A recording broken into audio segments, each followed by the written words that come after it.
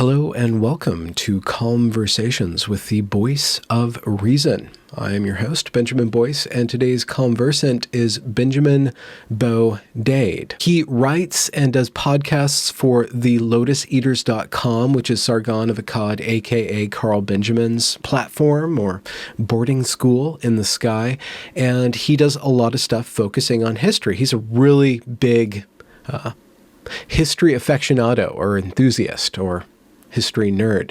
In this conversation, we talk about the War of 1812, which was between the United States and the British Empire, also involving Canada and the Native Americans. And listening to Bo's knowledge on the events of 1812 and before and afterwards has filled in the gaps for me about understanding the United States' growth from an idea to a country, then to a sovereignty, and then finally into a world power. And the events in 1812 and environs really set the stage for what America would become and think of itself in the world. If you're not already a history nerd, I'm sure you will enjoy your time nerding out on history for the next hour and some minutes. And without further ado, here is Bo Dade. I've always loved history since the smallest child. I remember being taken to the British Museum and various castles and ruins, some of my earliest memories. And I've just always loved the stories.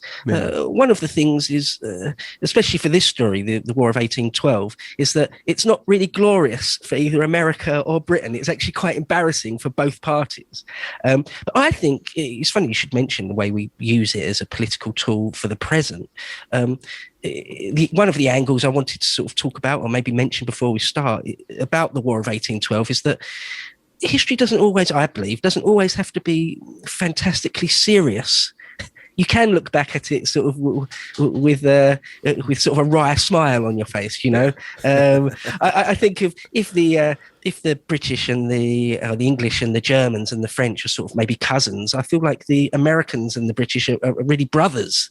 And so when we have wars with each other or had wars with each other, it's sort of like I don't know, sort of a brothers exchanging blows at Christmas like, or at a wedding. There's a sense of infighting a lot. Yeah, and it's sort of embarrassing, but years later you can sort of look back and laugh about it almost. And I think maybe the War of 1812 is sort of one of those. I mean, that's one of the ways you could look at it, I think, because some people take history so very, very seriously that when they were beaten here or there, that they still feel somehow hurt immediately by that. Okay. Yeah. Or they take a lot of glory from the wins and they still feel bad about the losses. I don't think that's a very helpful way of looking at history. It's just stories. You or I weren't there. We had nothing to do with it, you know. So, you know, you don't have to be that serious about it. Well, what about 1812 do you think makes it not very well known? What is it about the kind of the events or the series of events that make it something that we don't really feature that much in our current discourse? I apologize. Well, I think because it is quite embarrassing, neither side wins. I think people are used to wars. When you look back at, say, for example, World War II, there was a very, very, very definite winner to that, you know. And actually, when you look back through the sweep of history, that's relatively rare. Wars, you know, seldom really end that decisively. You can have all sorts of shades of grey of how they end, whether one side sort of beaten in the field but actually wins on paper, or vice versa, or where there's some sort of kind of embarrassment for both sides and you have to have some sort of weird treaty which neither side's happy with, neither get their war goals. And the War of 1812 is one of those. It's sort of a scrap between brothers or between cousins. Both sides are sort of embarrassed by it. Neither win. You know, you can't really say either win. I mean, we could talk about that in detail. Different historians argue over who won, who lost, whether it was a draw, all that kind of thing. Well, if we're talking about winning, then we have to understand the conditions. What is the war about? You have to decide that before you can understand, you know, if there's a conclusionary conclusion. Right. I mean, even that about the War of 1812 is argued about. People argue about what the sort of war aims were on both sides. But yeah, I mean, we can jump straight into that. From the American side, they talk about impressment. You know about naval impressments, press gangs? So this is back when military activity was very strong by both the British and the Americans, and there was a lot of naval activity in the Atlantic. And right, so this is Britain at this time is still at the height of its world empire, and that's all through shipping, right? Is that the context? Well, Britain ruled the waves. We have the biggest navy in the world easily. So to put it in some perspective, most people that are history nerds probably know the year 1812 as the year when Napoleon marched on Moscow. So it's in the middle, or well, actually not in the middle, it's at the tail end of the Napoleonic Wars, which you can describe, I think, fairly accurately as a world war, a type of world war that lasted for 20 years, multiple coalitions against Napoleon. And just very broad strokes of the brush here, Napoleon controlled the continental Europe, he controlled the land, and Britain ruled the waves, controlled the sea, and we were essentially blockading the whole of Europe. Now, our war against Napoleon did rely heavily, strategically in the grand sense, on having a giant, all-powerful navy. And part of that was that it swelled to even bigger than it might have been, or even bigger than it would have been, to the point where we had like 1,000 ships, had like 100 or a couple of hundred first-rate ship of the lines, the biggest ships of the time. So that's giant. That's a huge navy. And of course, that would have cost a fantastic amount and needed tens of thousands of men at any given moment to be sailors in the Royal Navy. So much so that we decided we had a thing called Orders in Council, where the Royal Navy had orders in council. And part of that was that we would impress any sailors that we thought we needed into the Royal Navy. You basically take them against their will. And a lot of the people in the Royal Navy, or men that were merchant navy guys, it was much, much better in that period to be American, to claim that you're American. It was just a better deal for quite a few different reasons, money and conditions, and having to go into battle potentially. So we had a lot of our merchant sailors, or even actual members of the Royal Navy, had gone over to America and just decided to be American. The citizenship was a lot more fluid back then. And so where Britain was the most powerful country in the world, really, at that point, and America was really a second-rate power, certainly in the naval sense. The Royal Navy really bullied its way up and down the East Coast and the Atlantic. And whenever we would find a ship, we would board it and see if there were any Englishmen on board that we could impress into the Royal Navy. Now, the degree to which that went on, the number of men this actually happened to, is up for debate. Some say it's not very many at all, and some say it's thousands and thousands of guys. Either way, it's a slap in the face to America. It really is. I mean, there's no way to deny that. It's taking the mickey really out of the Americans. It's it's not on really. And America had since the days of Jefferson had been very angry about this and had formally asked the Crown repeatedly to stop doing it. But because we were at war with Napoleon, it was kind of a matter of life and death. It was kind of sort of all important, or at least politically, some could make the argument. People did make the argument. Lord Liverpool or Castlereagh, the Foreign Secretary, would say, no, our nation depends on this impressment, on these orders in council. So no, we're not going to stop it. You're just going to have to put up with it. How were they able to tell what a British person was? Did they just listen to the accent? Was that the marker when they board a ship? How do they know? Yeah, it's very unclear. And that's part of the problem. Some said, I'm an American. I was born in Delaware or whatever. How dare you enslave me into the Royal Navy? Quite often it was by accent. Sometimes it was quite often by tattoos. But whatever it was, it wasn't really written in stone. It wasn't really it wasn't very well defined at all. That's part of the problem. And when you're impressed, let's just say I'm an American, but I have a British tattoo or something. All of a sudden, I'm doing my jib work, and then the British board, and then they take me, they impress me. What is my conditions at that point? Do I expect some sort of severance pay when it's over? Is there a pension? Is there pay? Or is it just I'm now enslaved? When you say enslaved, am I really enslaved? I have no rights until they dispense with me, or canon does. No, not that. When I say enslaved, I don't mean in sort of in the truest sense. I mean that you're taking against your will. But no, I mean you had all sorts of rights as a member of the Royal Navy. I mean you were given all sorts of rations and lots of rum. And pay. So no, it's not a true enslavement in sort of the like cotton picking South sense.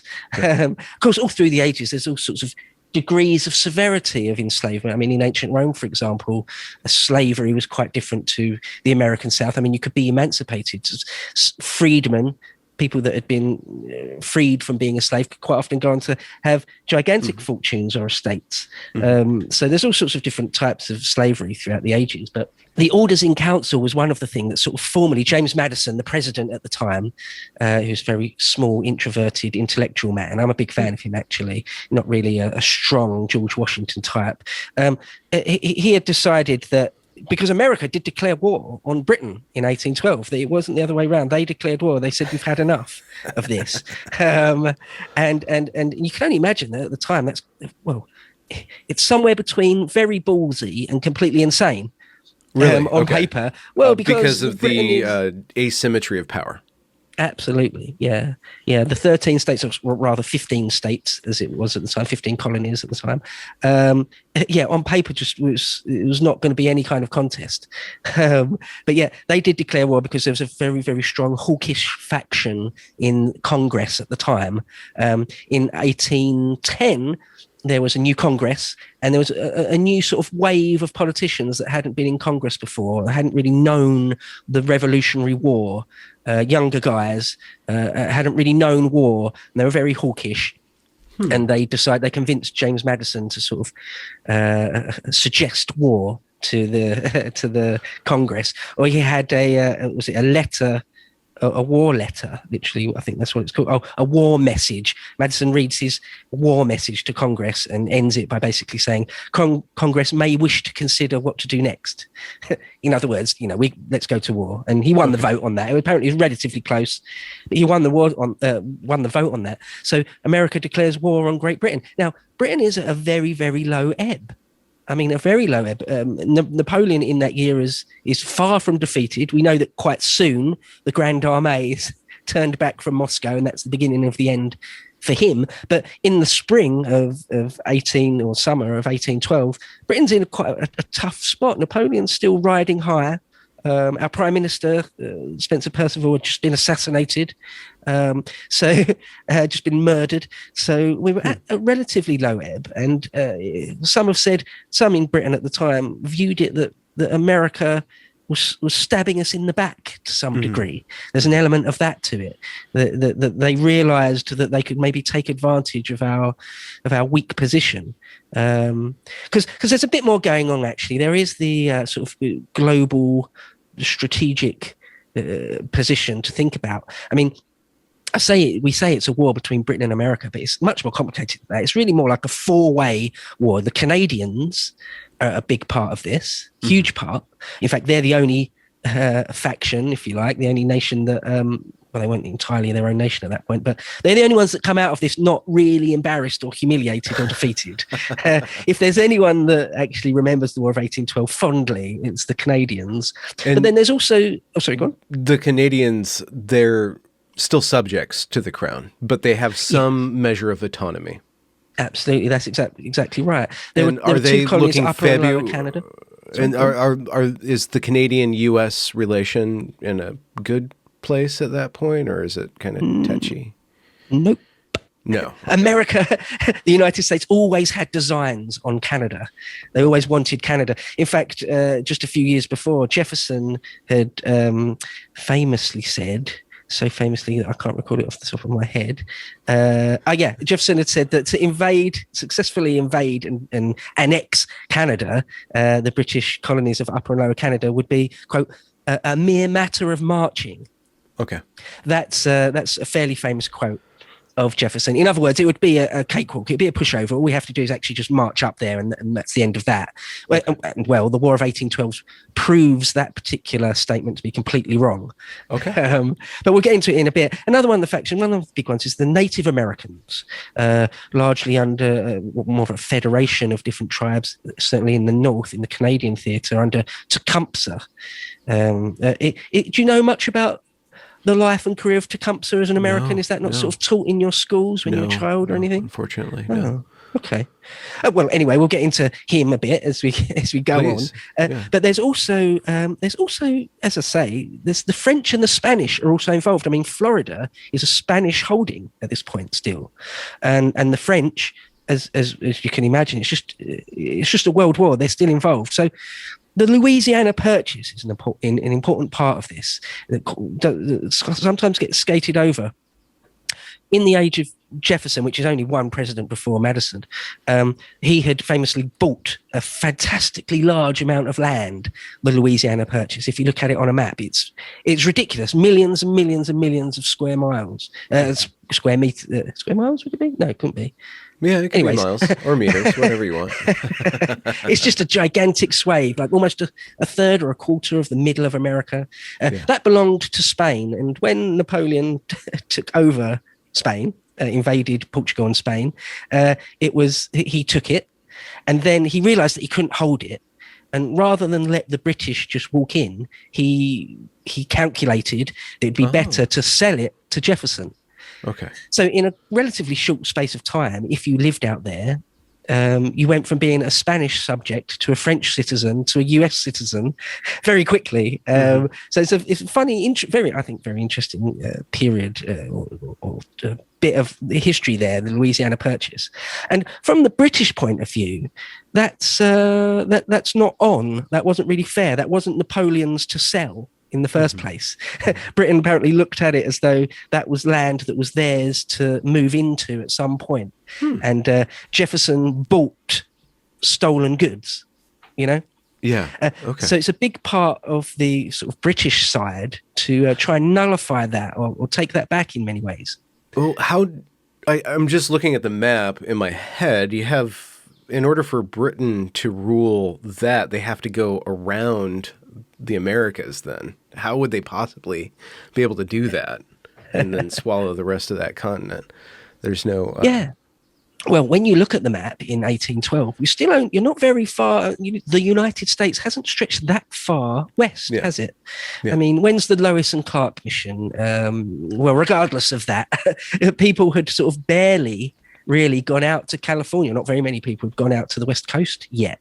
And the actual formal states don't stretch very far westward. And of course, the same goes for Canada. When you look at the Upper and Lower Canada, it's completely on the East Coast. So all the rest of the Americas, North American continent, really, was still up for grabs. It's not that crazy to think that Britain might have designs on all of Canada and all of Central and Western continental United States, and only the East Coast would remain the United States. It sounds like a pipe dream, but they can think whatever they want. They're riding high anyways, but it seems like they're a naval power. I don't know how they would control that much land. I don't know, but maybe they had some sort of sketches somewhere. Also had a very strong army. I mean, we had an army that was capable of defeating Napoleon in the Peninsular War, for example. We had a very strong army, and the United States had relatively weak army. In fact, it's during this war that the United States really start drilling regular troops properly for the first time, instead of militias or regular troops that only come out seasonally. It's really during the War of 1812 and their embarrassments at the beginning of it, where they decide, we need to get serious about this, about fighting, having men under arms. Whereas the English, or the British rather, had among the best armies in the world, and large as well, much, much bigger than the United States could field at that time. But again, it's because we've been fighting Napoleon for 20 odd years. So there's these orders in council and the impressment of men, which America was very annoyed with, and that Britain were interfering with the United States trade all along the East Coast and in the Gulf of Mexico, because we controlled the waves. We were able to sort of screw with your maritime trade massively. And that's, again, it's not on, it's a slap in the face. It's treating you like a second-rate nation. And you all are impressing our goods as well as our men. Oh yeah, if and when we need to. If the policy was to deny France or Europe trade and goods. So if we think, for example, a ship is going from New York over to Boulogne or something, for France, we would just take that.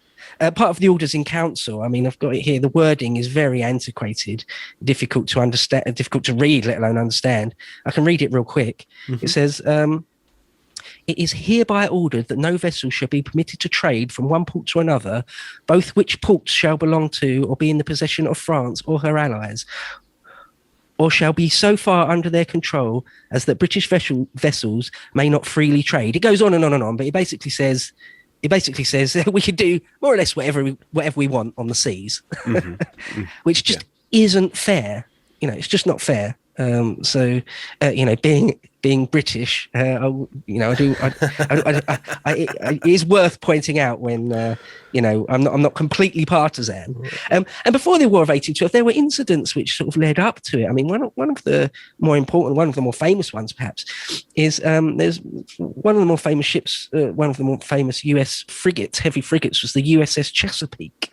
Don't know if you ever heard of that, the USS Chesapeake. This is reminding me of the Patrick O'Brian novels. There's one that's set, and he did a whole series of naval Is this Master and Commander? Yeah, Master and Commander, yeah. And it's like 22 books long, and one of them is about 1812, and I think it brings up this boat, or the ship. Yes, there's the Chesapeake Leopard incident, where one of our heavy frigates, the Leopard, just sort of fired on the Chesapeake, just sort of unprovoked, just sort of sailed up to it, gave it a couple of broadsides.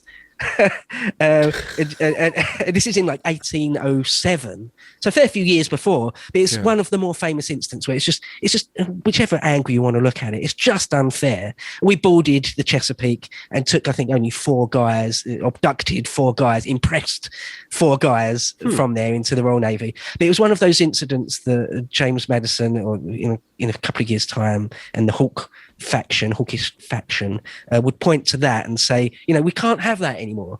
We really can't have that. It's too humiliating.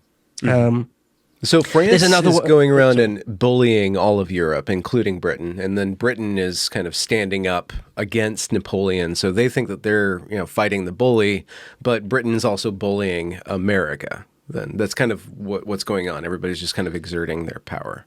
Yeah, kind of. Yeah, I mean, we were never bullied by Napoleon. He bullied nearly everyone else, but the people that stood up to him, well, he never successfully invaded Russia. He burnt down Moscow, but then had to leave. And at the end of it all, the Cossacks entered Paris in 1814. Okay. And we, the Brits, that stood up to Napoleon. And there was a Peninsula War in Spain, which over many, many years, where Sir Arthur Wellesley, later to become the Duke of Wellington, eventually defeated Napoleon's marshals in Spain. And in the end, in 1814, the English and the Russians, well, a grand coalition, finally defeated Napoleon and entered Paris. So Britain and the Russians were the main parties that sort of refused to bow down, refused to be beaten. But yes, certainly Britain was sort of going around bullying people to some degree in order to keep the whole thing going, because one of the things, again, a fairly broad stroke of the brush here, Britain bankrolled the wars, the many coalitions against Napoleon. Britain bankrolled all of those. I mean, we controlled a large proportion of the world's commerce. We were very rich, relatively. And so we paid for it all. But as I say, to keep that going, we had to do relatively, or they made the calculation at the time that they thought they had to have these orders in council, which is, it's draconian. It is draconian. And so, I mean, there's other instances where there's a British ship called the Macedonian, which was lost. There's another one where the USS President versus one of our ships called the Little Belt, which again was a US victory. Now, that's quite rare for Britain to lose 3 frigate engagements in a row. Okay. That's rare. I mean, this is one in the column for the US, where it's not embarrassing. It's kind of glorious, really. The French were never able to win 3 frigate engagements in a row against the Royal Navy. So that's really quite something. The US certainly didn't have a very big navy, but some of the ships they did have, some of their newer heavy frigates were excellent, though. They were excellent. They were a match almost for the ship of the line. The most powerful ships were first-rate ship of the line. But heavy frigates were sort of not far off sometimes. And so, I mean, Britain, once we'd had war declared on us, just felt like we'd been stabbed in the back for some reason. Didn't really take on board that we'd been out of order, really, with these orders in council for many years previously. We just thought that we needed to teach the Yankees a lesson for being sort of insubordinate. Again, it's very high-handed, isn't it? A very high-handed sort of attitude to have. I mean, in wars sometimes different nations get a nickname. Like in World War One, the Brits were called Tommies, and we would call the Germans Fritz. Things like this. At the time, Britain, a nickname for the Americans was Jonathan, if you can believe that. Interesting. So I don't know exactly where that comes from.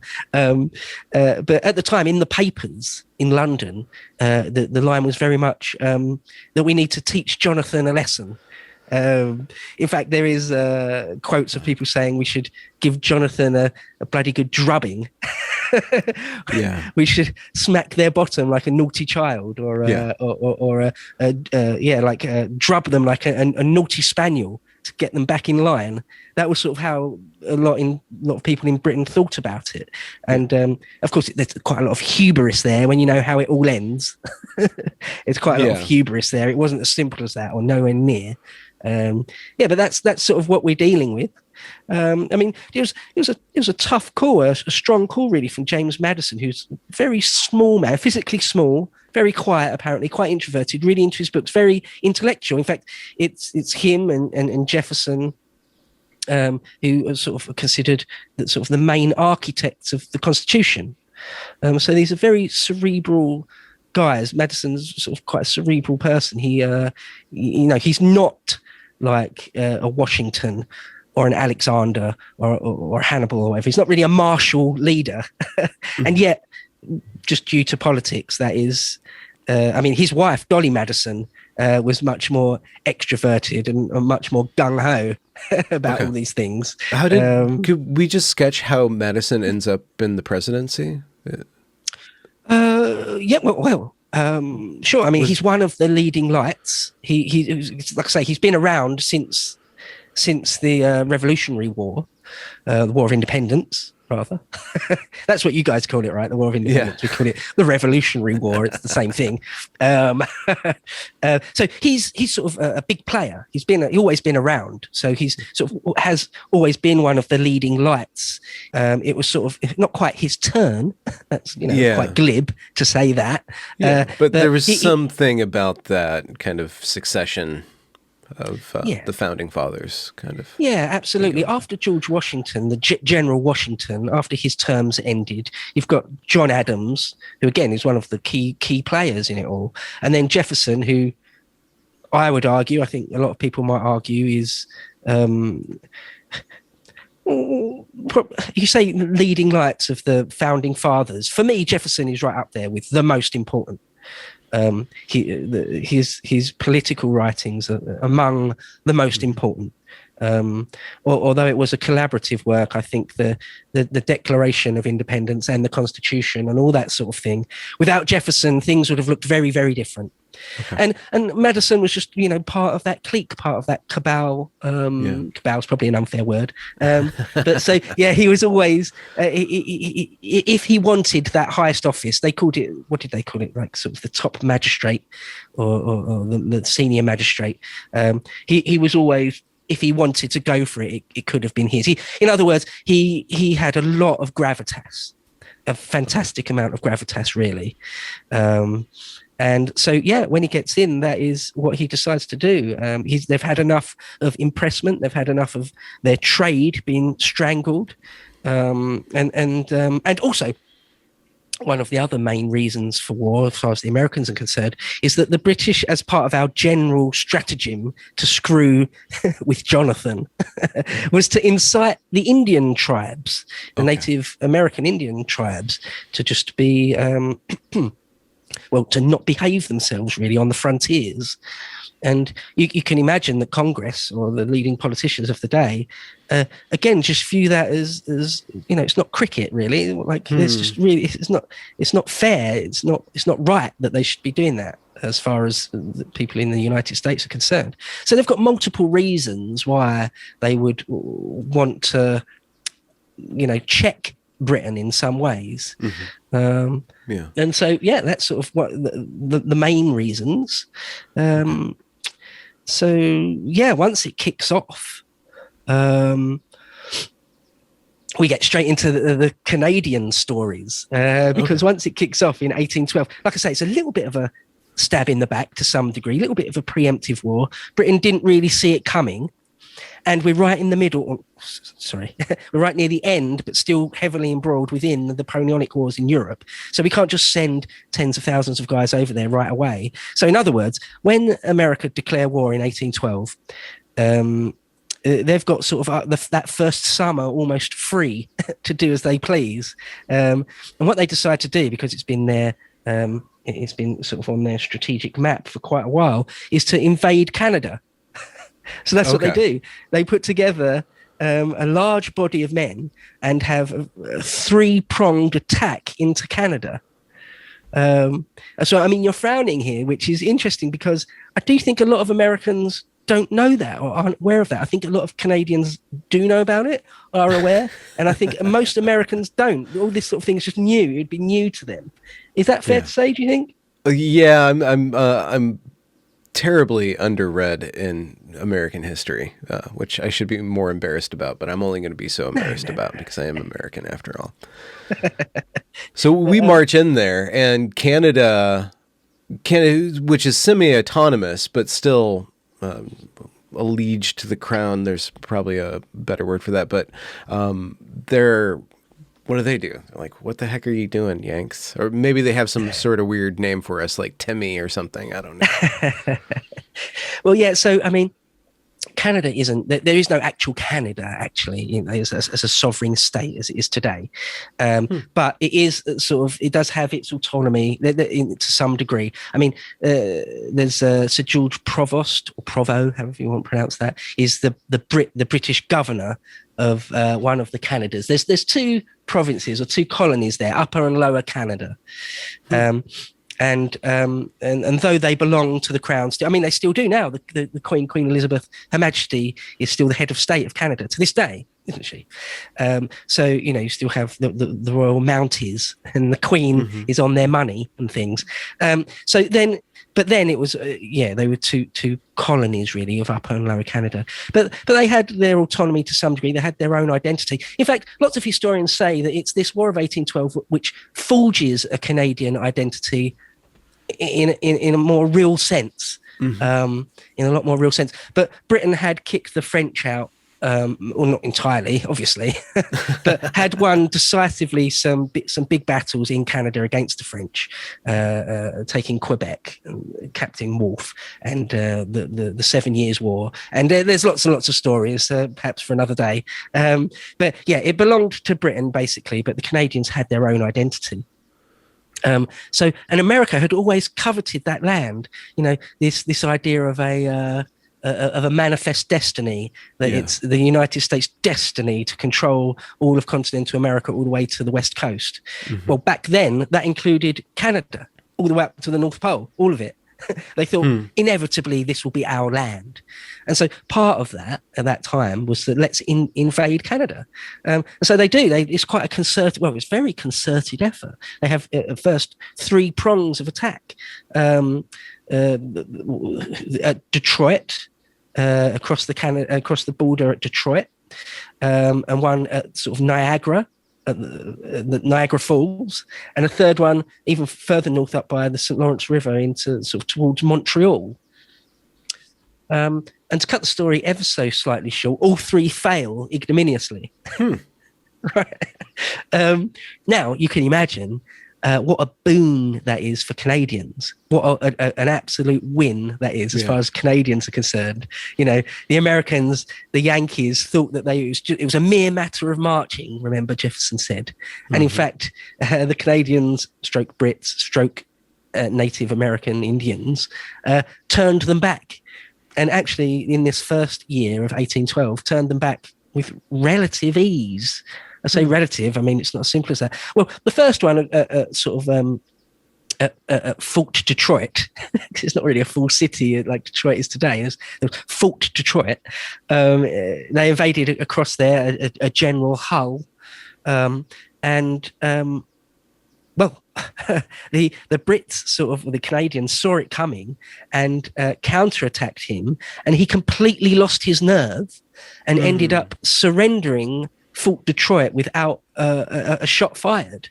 The Canadians and the British bombarded it with cannons for an afternoon, and he quite literally lost his nerve and was found sort of drinking and dribbling on himself and asking for a surrender. And was given it. And in fact, that's one of the only time. In fact, the only time I believe that an American possession was surrendered without a shot being fired in all of history. So it's really quite embarrassing from the American point of view that. And again, a great win that the Canadians sort of dying out on to this day. I think if you find a Canadian history nerd, they'll probably know all about that. One of the other ones was at Queenston Heights, which is just on the other side, the Canadian side of the Niagara. In fact, today it's a place called Niagara on the Lake. And the Americans were pushed back there as well. And the third one was probably the most embarrassing. It was the American general was called Henry Dearborn, quite often called Granny Dearborn, because he's very slow, quite old and very slow, certainly slow of thought. And his job was to march across the border and to Montreal and to take Montreal. And it just didn't happen. None of it happened. He had to levy loads of men from New England. And the New Englanders had thriving trade with Britain. And so their heart really, really wasn't in this war. Lots of people from Washington and Baltimore and furthermore south, they were up for it. But people in New England, their hearts really weren't in this. They were quite loyal to the crown, if anything, the British crown, if anything. So they absolutely didn't want to march towards Montreal and start killing and having battles with British soldiers. And so sort of the ill-fated Granny Dearborn's attempt to take Montreal just absolutely failed. They didn't really get anywhere near it. And so, that first year of America trying to invade Canada was really an abject failure. Well, it sounds like it's showing the state of the American military at this point, basically the disorganized or non-unified and almost, I don't want to say decrepit, but it seems like there's not a lot of very strong military leaders in the whatever this army is for the Americas right now. Maybe they're holdovers from the Revolutionary War. Is that kind of where the army is at this point? That is exactly it, pretty much. Okay. Their most senior guys are usually, I think if not always, but certainly usually, most of these guys that I've just mentioned are sort of Revolutionary War heroes. And now they're kind of a bit too old, a bit too past it, really. And it's a whole different card game now. It's a completely different thing they're being asked to do. So Congress asked them to invade Canada in these 3-pronged attack. But there's no roads, for example. There's no real roads at that point. And so it's just extremely hard going. Congress is asking them to do not an impossible task, but a very, very, very difficult task. On top of that, the actual army themselves, the men, are non-professional militiamen. And the cliche is, how true it is up for debate, and historians will argue about it quite vehemently sometimes. But the cliche is that these are part-time guys, and quite a lot of their militia training is not very thorough. And when you meet up for a bit of militia training, it just descends into drinking straight away. And they're not used to marching in column or forming square or firing effective volleys or anything like that at all. So you're asking relatively bad commanders to command ill-trained troops to do a very, very difficult task. Yeah, through so in a sense, no wonder. Which is largely controlled. Then that's brings to mind the Native Americans, who are probably very adept at this non-road territory. They have a lot of control, or at least are very adept at controlling that area. Absolutely. I mean, you're in their house. You're in their back garden. This is what they do. There's a couple of examples. In fact, we haven't got enough time to go into details of all these different battles and things. But one of the things that the Tecumseh Confederacy, mainly the Shawnee Indians, one of the things they would quite often do is be able to sneak up on an American position, and suddenly you find that they're on top of you. And all that sort of thing. It's kind of what they do. And whenever they're given a chance, they do it effectively. Absolutely right. The Native Americans have been fighting since the 15th century, really. In fact, historians have said, it's just simply true that once Tecumseh is ultimately defeated here, it's the last time, really. That really is the last time that the American Indians, native or First Nation folks, should we say? I don't know what's the most PC way of saying it, but it's the last time under Tecumseh that they really have a genuine say in the way wars might go. After this, they're just really entirely on the back foot. Tecumseh really embodies the last truly effective war leader for them. It's why he's memorialized in many ways. I think, there's the famous Civil War general Sherman, William Tecumseh Sherman. Quite often nations will idolize or romanticize their greatest enemies, their greatest foes. I think there's statues of Tecumseh at the US Navy Academy. And so even though he was beaten, he's held in extremely high regard. I mean, perhaps how the Brits think of Napoleon, or some Brits think of Napoleon. He was kind of a worthy enemy. You might hate him. You might have, you might think that it was correct that he was beaten, but he was a worthy enemy. I think a lot of Americans who are aware of him, that's how they view Tecumseh. But getting on in the events of 1812, towards the end of 1812, there's an important naval engagement between the USS Constitution. Have you ever heard of the USS Constitution? It's not the ship. Quite possibly the most famous ship. It's a heavy frigate, but it's extremely heavy. In fact, it was nicknamed Old Ironsides because its wooden sides could stop cannonball. Oh, wow. as though it were made from iron. And in fact, it still exists today. I believe, could be wrong about this, but I believe it's actually still commissioned. One of, if not the oldest early 19th century frigate, which is actually still commissioned. It certainly still exists. You can go and visit the USS Constitution to this day, Old Ironsides. And it had an engagement with a heavy British ship, HMS Guerriere. It's one of the more famous naval engagements, the Constitution versus the Guerriere. And the Constitution won that. And that is considered again, a great American victory. So already here, you see it's a bit of a roller coaster. Sometimes you're humiliated here and there. You lose when you really shouldn't have, or you didn't think you were going to, and then you win some great victories on other sides. And so it's really quite unpredictable. You know, like when you look at a history of, say, World War I or World War II, most people know sort of the general sweep of events. And you sort of know the way things are going. I'm thinking of maybe the war in the Pacific. You sort of know that Japan's going to be on the back foot pretty much all the time. You know, and it's just a matter of time before America wins. Well, this is much more of a ding dong back and forth. It's much more of a roller coaster. You never really know what's going to come next. Because as I mentioned at the beginning, both sides, I think Britain and America are embarrassed really at various points. I mean, as I mentioned earlier, Britain isn't used to losing naval engagements. We're really not used to it. And although the USS Constitution is merely a frigate, it's not a first-rate ship of the line, it's way stronger than a normal frigate. Like I say, you don't think that its size would be able to withstand sort of point-blank broadsides, and yet it does. I think at the end of that, I heard someone say, if I've got this right, that there were sort of 12 cannonballs embedded in the side of the Constitution that didn't punch through, and the Brits just sort of couldn't believe that. So it does deserve its moniker, Old Ironsides, I think. And at this point, in the British papers, in the British media, or in the British sort of public consciousness, we were like, "Who are these guys? How dare they beat us at sea 3 times in a row? How dare they? What upstarts!"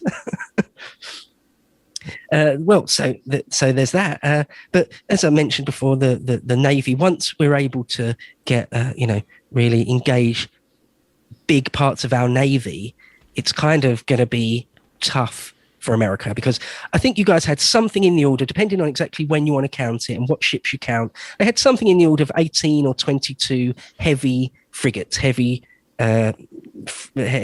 ships, or ships of war.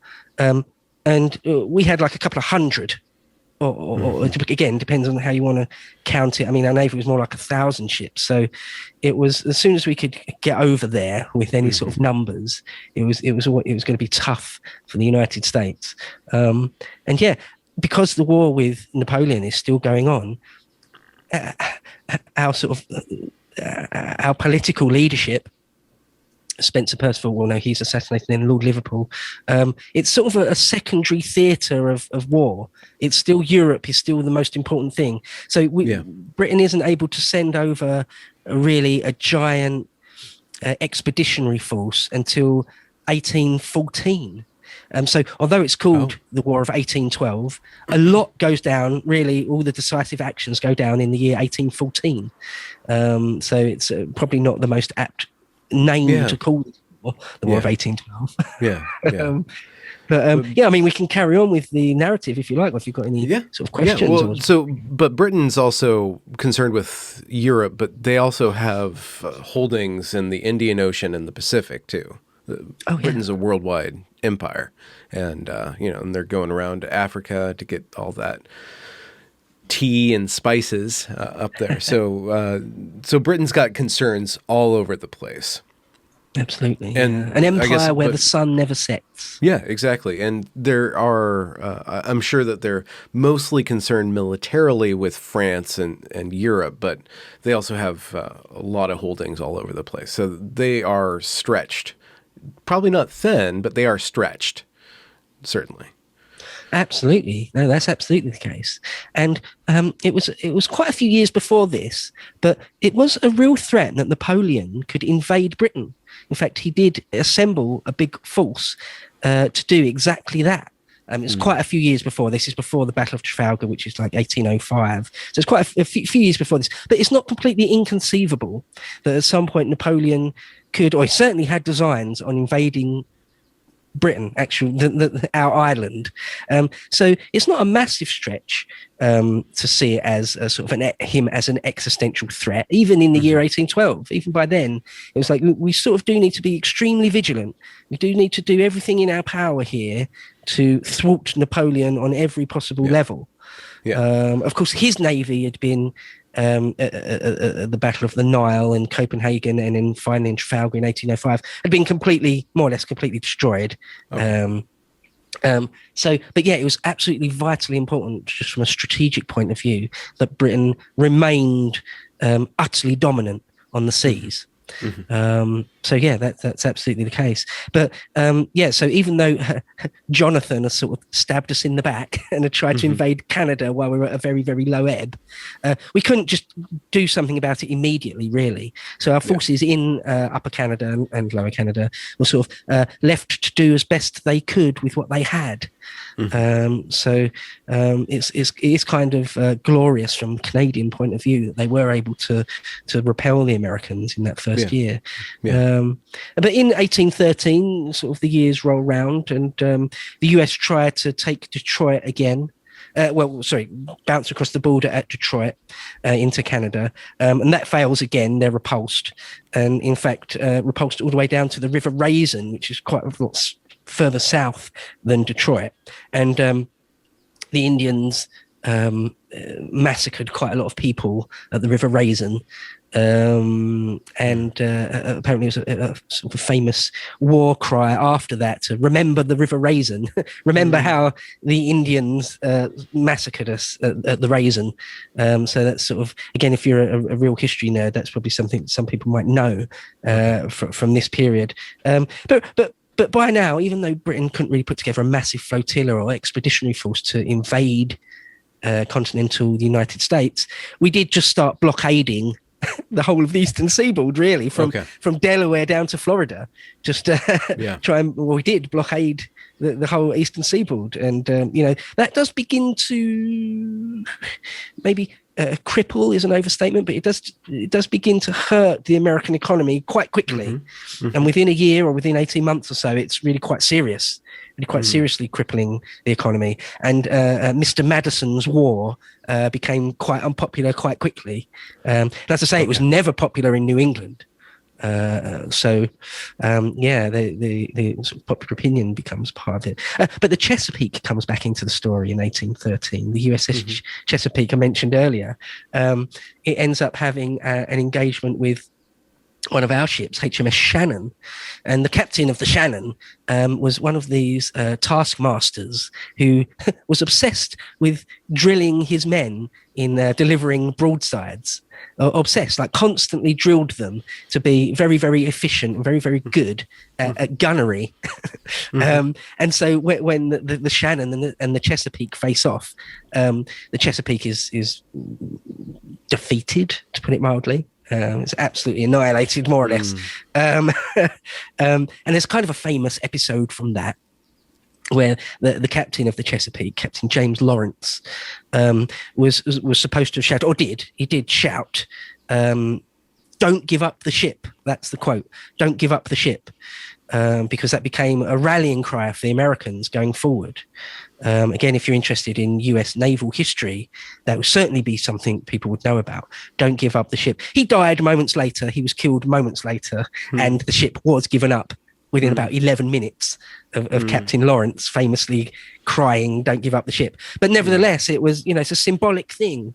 And it really was a battle cry for them in the rest of that war. And in fact, going forward, really, it's kind of a glorious thing, isn't it? When people die in battle, when they're sort of martyred, for want of a better word, and they do it, with their sticking their chest out, brassing it out.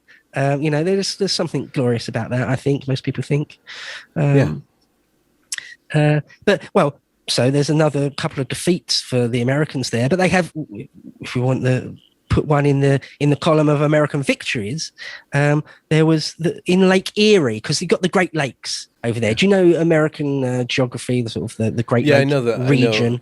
Yeah. There's sort of 5 Great Lakes, and one of the most important ones, or the most important one strategically, was Lake Erie. Arguably, some historians might argue that, but one of the most important ones was Lake Erie. Whoever controlled the lake could control the region to some degree, or to a large degree, really. But of course, it's a landlocked lake. You can't really get sort of our Atlantic fleet down there. So both sides have to build ships on the lake. And there's sort of a race going on between the United States and the Canadian-British coalition, who can build more ships on Lake Erie the quickest. Oh, interesting. Yeah, yeah. I There's think, this I find it huge fascinating. militarization and stockpiling in this landlocked Great Lake Yeah, going on. yeah.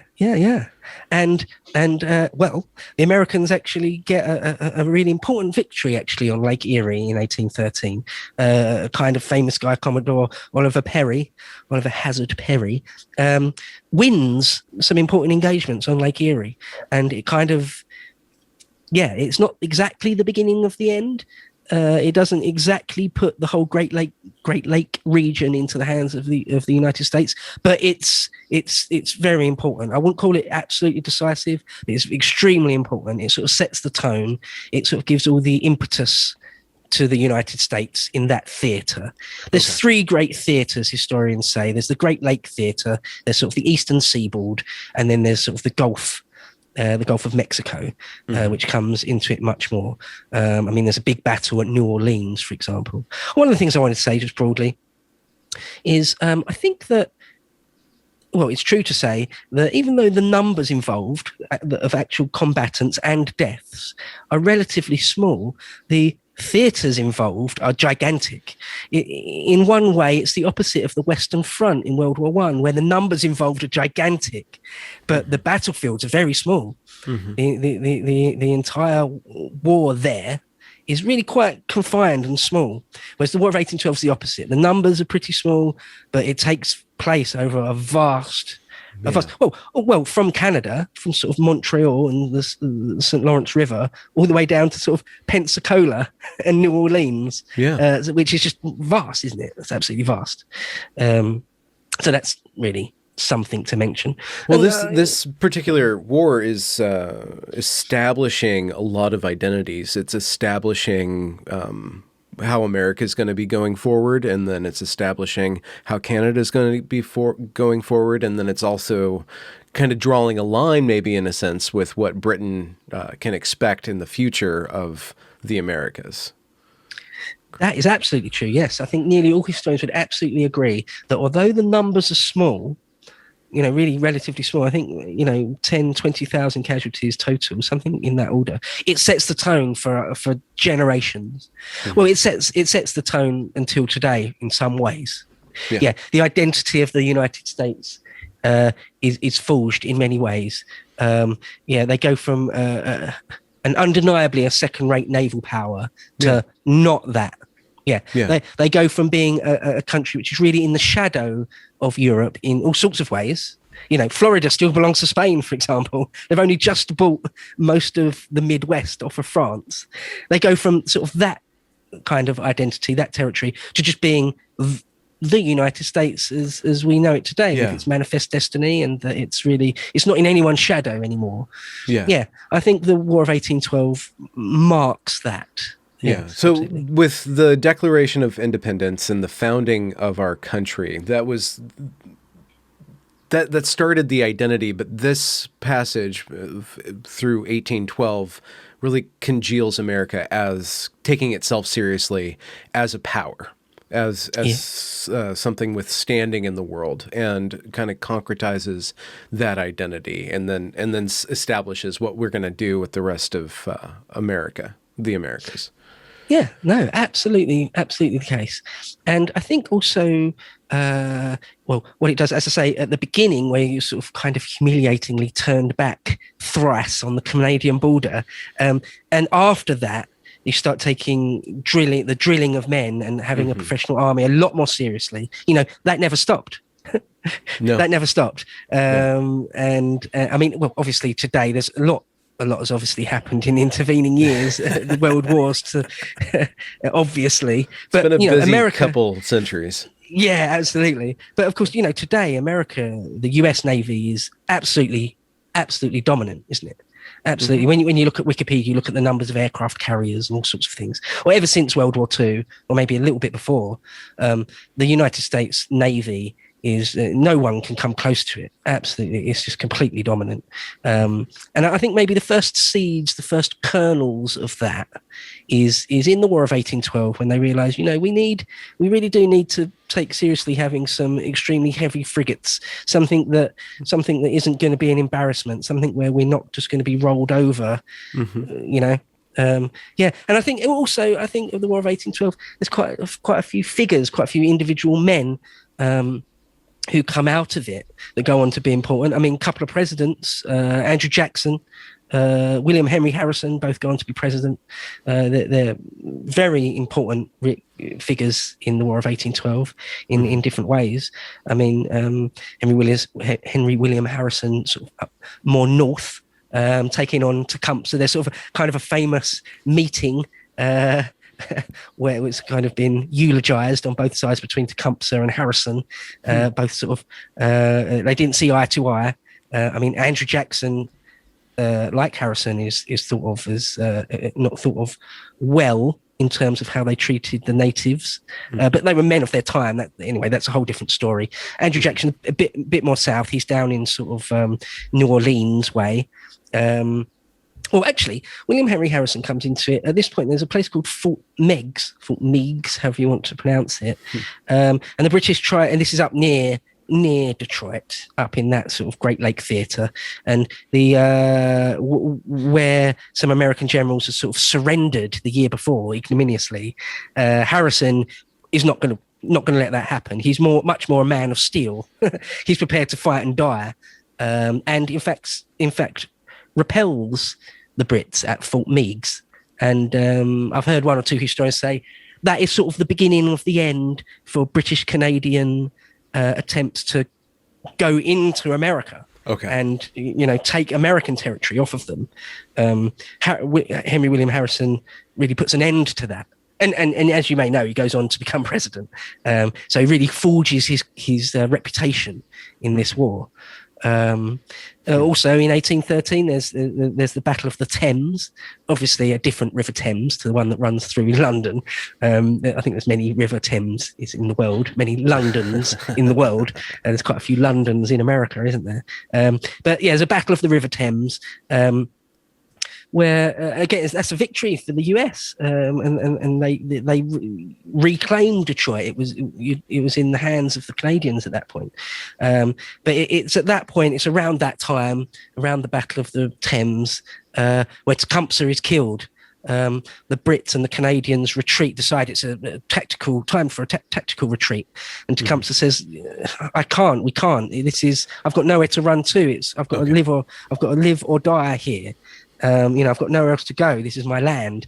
And some Kentucky men, some cavalry from Kentucky ride him down, and he's killed. And as you can imagine, that's again sort of eulogized and romanticized by various people over the ages, the death of Tecumseh, because as I mentioned earlier, his Confederacy, the Shawnee Confederacy, was really the last serious, really, really serious attempt for the Native Americans to be a power in their own right.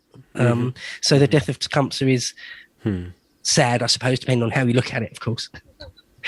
And it's in 1813, towards the end of 1813, that it's kind of an important point, is that the US burned down a town that's on the other side of the Canadian border called York.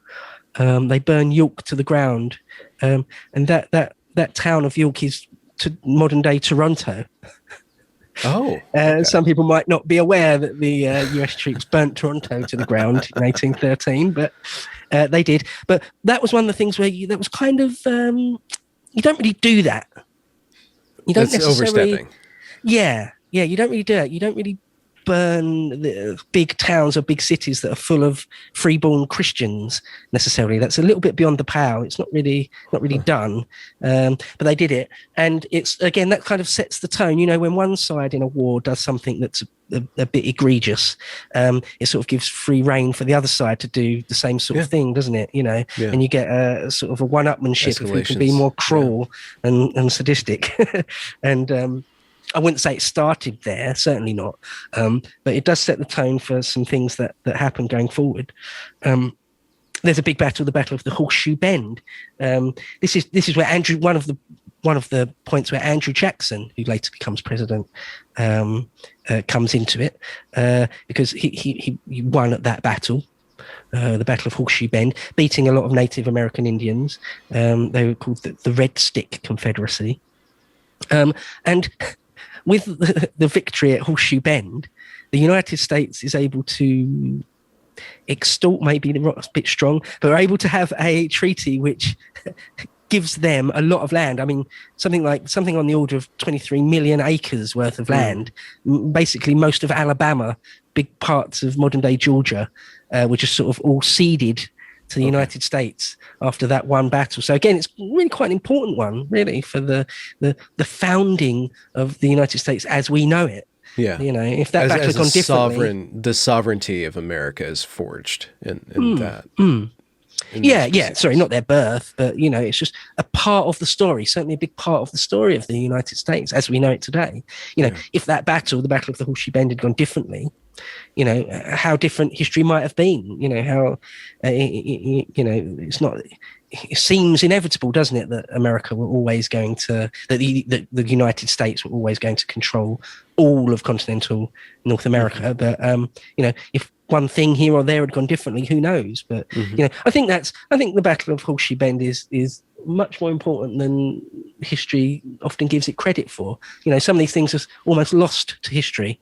And it doesn't really make sense. I don't know why. I don't know why that's not as important as Yorktown or something, you know. Yeah. Just to back up just a tiny bit. Sure. At this point, Spain's just no longer taken seriously. It sounds like they haven't been taken seriously for quite some time. Napoleon kind of steamrolls them, but as a world power, they have kind of eroded any sort of actual claim on any of the Americas. Is that... Oh no, like I say, they still do control. There's a governor of Florida that's Spanish. But yeah, the high watermark of their empire is long gone. I mean, long gone. They're really puppets. The two kingdoms of Spain and Portugal are ruled over by imbeciles at this point. They're actually inbred, an inbred family, which they have the mind of children. It's really quite embarrassing. The Habsburgs and Napoleon, many years before this, good 10 years or slightly less before this, had marched sent some of his marshals down into the Iberian Peninsula, into Spain, and just annexed it. Yeah. Okay. So, and he allowed them to still nominally control things, nominally control their holdings in the rest of the world, like Florida, for example. Yeah. Okay. But yeah, it was only on paper, really. Yeah. Okay. I mean, but they are still technically still around. I mean, again, in 1813, the US tried to invade Montreal again. But they try and go up the St. Lawrence River, but they do it so very slowly, very, very slowly that, again, it's a bit like in 1812 when one or two of the commanders are sort of kind of embarrassingly inept a bit, really, to be fair to them.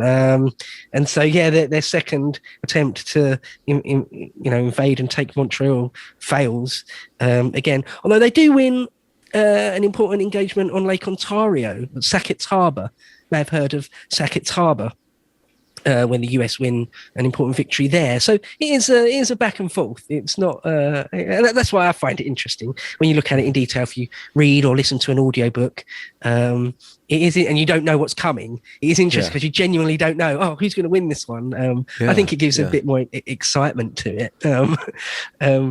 Sorry, my laptop's gone off here. So yeah, by 1814. The last year of the war, more or less, it's kind of a different story by 1814, because at this point, but by spring 1814, the British and the Russians are in Paris. Napoleon is defeated for the first time, certainly. For the first of two times, he is defeated. So at that point, certainly by sort of summer 1814, Britain and the political overlords in London, in Whitehall, decide, okay, we can send a massive chunk. Napoleon is finally defeated. Let's send a massive chunk of our navy across the pond with tens of thousands of guys, like 40,000 regular troops that are battle-hardened veterans from the Napoleonic Wars. Let's send them over, and we really will give Jonathan a drubbing like like a naughty spaniel. So that's what happens. I mean, I remember thinking when I was a kid at one point that after the Revolutionary War, or the War of Independence, what if Britain had just had the political will just to, not end there after Yorktown? What if we decided to actually send over a massive army just to take America back again? Well, they did. That's what happened. That is what happened. But it doesn't go particularly well. I mean, well, to begin with, for the year of 1814, there's the Battle of Lundy's Lane, which is again in the Niagara region, just on the Canadian side in Ontario. And I've heard people say that this is sort of like the War of 1812 in microcosm, because it's just really confused, and some troops start firing on each other, and a couple of generals get accidentally killed or captured in the darkness. And although the US withdraw, it's actually a tactical victory for them, or strategic victory for them. And but both sides are kind of embarrassed, and it's indecisive, and things kind of end up as they started, more or less. Nobody wins. There's a bunch of blood and a bunch of embarrassment to go round on all sides, and nobody really wins. But you could say, if you really had to put money on one side or the other, you would say you'd have to chalk it down to a US victory. So when in 1814, when Britain decides to actually take this seriously and invest in it, where do they concentrate on? Are they going to go from the north down, or are they going to just take all of, I don't know which direction we're coming from. They're just going to kind of evenly take over or go after America? Yeah. Well, that's a very good question. And it's sort of, there's sort of a three-pronged attack. They essentially go from north to south. They mean to attack from Canada down into New York way. They also mean to attack New Orleans, because New Orleans is, and was, vitally important for trade, because everything that comes down the Mississippi River, in other words, everything from sort of the interior of the United States, all can come down through the Mississippi River, and it ends up at New Orleans. So if you control, whoever controls the harbor of New Orleans and sort of Mobile, places like this, Pensacola, whoever controls that, but particularly New Orleans itself, whoever controls that really can control the commerce, of loads of the commerce of continental United States. So it's part of our strategy, part of the British strategy to, attack all places like New York and particularly New Orleans. Okay. So, where's the third prong? So kind of New York through Canada, and then come down through Canada by land. That's one. By sea, New York. So hopefully meet up kind of there. And then a third one, or if we're successful at New York, the same sort of body of men come down to New Orleans. Wow. And the Brits are very quite confident. I mean, again, hubris here. Because if you hadn't realised, there hasn't been that many really bad, humiliating defeats for the Brits, but it's coming. It's in the pipeline. Oh, no. I'm afraid we're running slightly short of time, so I have to maybe go through it a little bit quickly. But basically, all those things fail. It's a reversal of fortunes for all sorts of different reasons. When they came down through the invasion of New York, the Brits lose at Plattsburgh. It's near Lake, or on Lake Champlain and the Hudson River. The governor of Canada, Sir George Prevost, however you pronounce that, is sort of strategically defeated on the lakes, on Lake Champlain, and is forced to sort of retreat. And so he's kind of defeated at Plattsburgh. So that first prong from Canada over land is turned back by the Americans. And then the Brits one of the things they decide is that Baltimore is a really important city, really one of the most important cities along with New York on the East Coast, far more important than Washington. Washington, D.C. is a new city. It's hardly anything. It's the capital had always been Philadelphia. But only about 10 years before this, 10, 15 years before this, they decided that Washington, D.C. was going to be the new capital. And they're going to build it up from scratch. People called it sort of just a sheep pasture, things like this. There wasn't much there. There was the White House. There was a type of Capitol building. It wasn't the Capitol building that we know now with the big dome, but there was all sorts of federal buildings there, a treasury, all sorts of things, and the White House. And we had this big flotilla under the command of an Admiral Cochrane or Cockburn, however you say it. Or there's a General Cochrane and an Admiral Cockburn and a General Ross. And anyway, this Admiral Cockburn realizes that Washington, D.C. is almost entirely undefended. Well, it is pretty much undefended, more or less. I mean, it does have some defense. The Secretary of War at the time, the US Secretary of War, Secretary Armstrong, didn't think that we would invade it. It's not worth it. There's nothing there. Why would the Brits, attack Washington? It's not worth it. There's nothing there. But it kind of, for morale, it's kind of important. Symbolically, it's very important.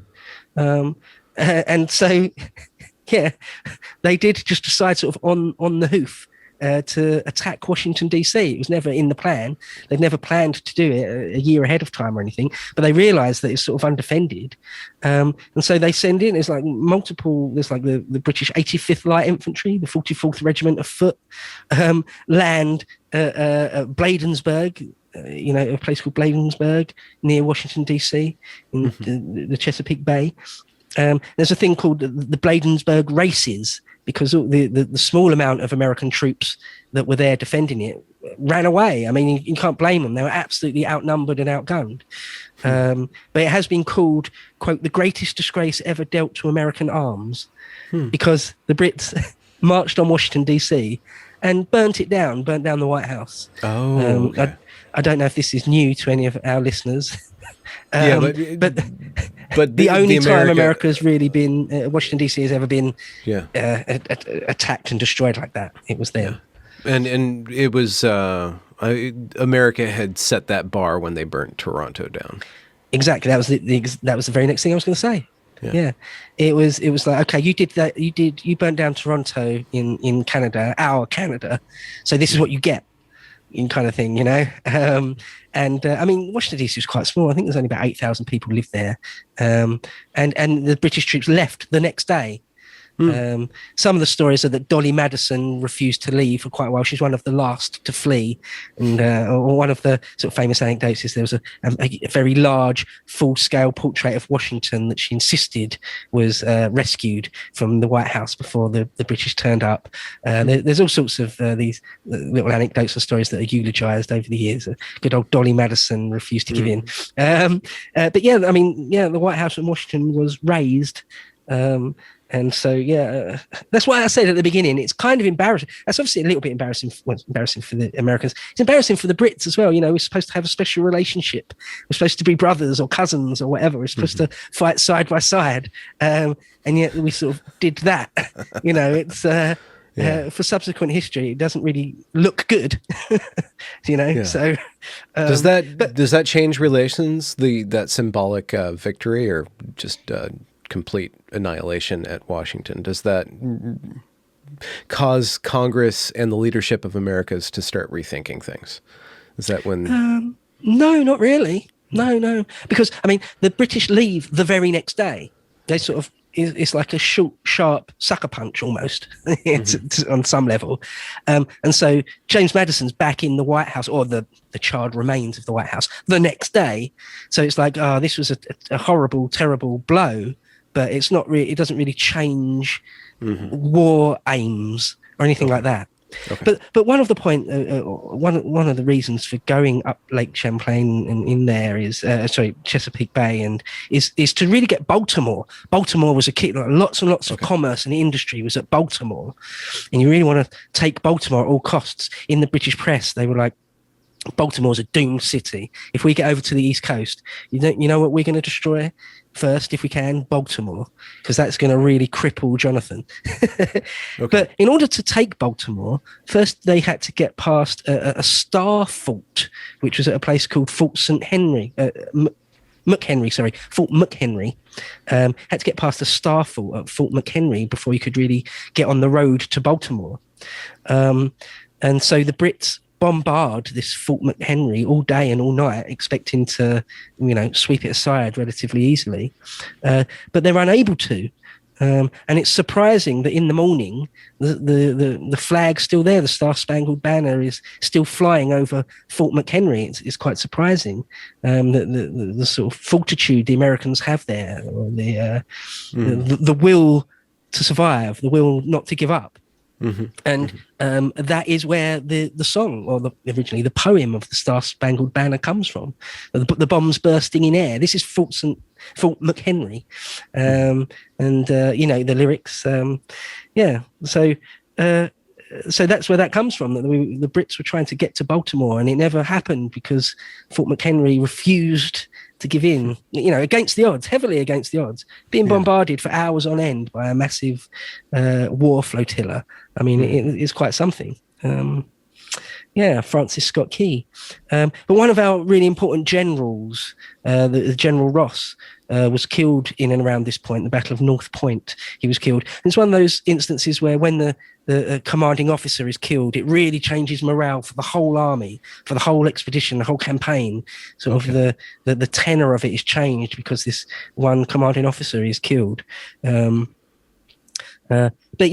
to unfortunately, we've got to draw it to a close relatively soon. But going down into the south, the Gulf of Mexico theater, there are battles at Mobile, which is in modern Alabama, and Pensacola, which is in modern Florida, where the Brits sort of push aside American forces there. And because the real key, as I said, is New Orleans.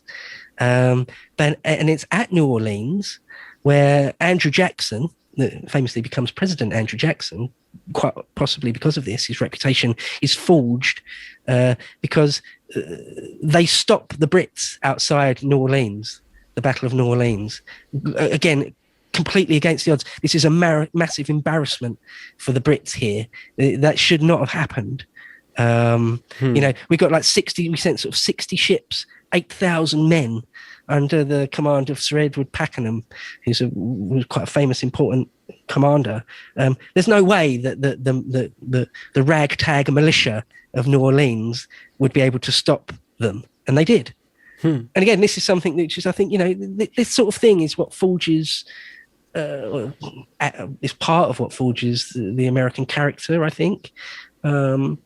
Great victories against the odds like that. Nations love to remember them, don't they? I think that's important. I mean, the US did have 5,000 men, but they're outnumbered. On paper, they're outclassed, they're outgunned, and yet it's one of those things. Sometimes you get a killing field. Sometimes like at Gettysburg or at the Somme, on the Battle of the Somme. Sometimes you get just a killing field where a relatively small number of men can mow down a vast number of men. Sometimes. And it seems like something like that is what happened just outside New Orleans, where the US sharpshooters, or free shooters, what today we'd call snipers, are just very good at their job. Very, very good at their job. I mean, Sir Edward Pakenham is killed there. Just a US free shooter is able to just sort of take him out at range. And again, that sort of can sway, that can sort of turn the whole feel of a campaign or a particular battle or a particular engagement when the commanding officer falls. So the Brits lose some key leaders or some storied heroes from their other campaigns. Absolutely, yeah. A lot of these guys are veterans of the Napoleonic Wars. I mean, Arthur Wellesley, the Duke of Wellington himself, they wanted to give him overall command of this, and he refused. He just said, "I don't know really anything about America. I'm kind of exhausted a bit from Napoleon. No thanks." But they did send a lot of the leading lights over there to do it. Yeah, it was sort of like the cherry on the cake. Now we've done away with Old Boney. Now we can go over across the pond to the States and and teach them a lesson. And it didn't happen. I mean, we started this with talking about quite a few embarrassments with the United States up in Canada, and it ends with really quite a bad British embarrassment, being turned away at Fort McHenry, and being turned away in sort of upper New York, and then being beaten outside New Orleans. I mean, it really shouldn't have happened, and yet that's that's how it went down. And finally, there's a Treaty of Ghent, and there's a lot. We have run out of time, unfortunately, but there's a lot talked about by historians about how the war ended. The Treaty of Ghent, which is in modern-day Belgium, I believe, was signed before the Battle of New Orleans even happened. So, but because it takes because it takes a couple of months for word to get from Europe to the United States, literally a couple of months, 6 weeks, couple of months, things can overlap. And that's what it was. The Treaty of Ghent had been signed, but the news hadn't got out to the United States yet. And so historians argue over how important, if at all, the Battle of New Orleans was. But in the end, at the very end of it all, they decide that there will be a status quo antebellum. In other words, the situation as it existed before the war began, we shall return to that. Oh, with the inscriptions or the impressments? No, not that. So that's the thing. That's why people can argue. People can say, "Oh, well, America won the war because if nothing else, Britain did give up the impressments." But then British historians might say, "Well, but we defeated Napoleon, so we didn't need to do them anymore." And unfortunately, we have run out of time, but we could really scratch the surface on that, because you could talk about just that, really, who won and why, and to what extent they did or didn't win or draw. But there's whole books. There's honestly whole books written about that. Well, before we wrap up, did the relations? What's the relations? The general feeling between the United States and Britain after they kind of stop fighting? Are they they just kind of go back and they kind of both shrug and forget about it? We'll just go back to things, or is there kind of some simmering animosity still? No. From the American point of view, I can't remember the exact date of the Battle of New Orleans, but they loved it. Apparently, there were only two main national holidays. One was the 5th of July, and the other one was the date which commemorates the Battle of New Orleans. It was a great victory for them. Mr. Madison could claim he won the war. He can claim he gave the all-powerful British Empire a bloody nose, sent them packing. So the Battle of New Orleans at the time was a massive victory for the United States, and they absolutely loved it. And it's only really the fact that you've got the Civil War and then the World Wars that have so utterly eclipsed it. And until the Civil War, the War of 1812 was very much a big W for the United States, an absolute win, and they're very proud of it. I think quite rightly in some ways. I think, but from the British point of view, it's the whole thing's kind of embarrassing. It's kind of almost sort of like let's forget that happened. Let's really just talk about Napoleon for those years. That's just Napoleon, and something happened out in America, but don't worry about what. It's not a big deal. But America gets really serious about controlling their own.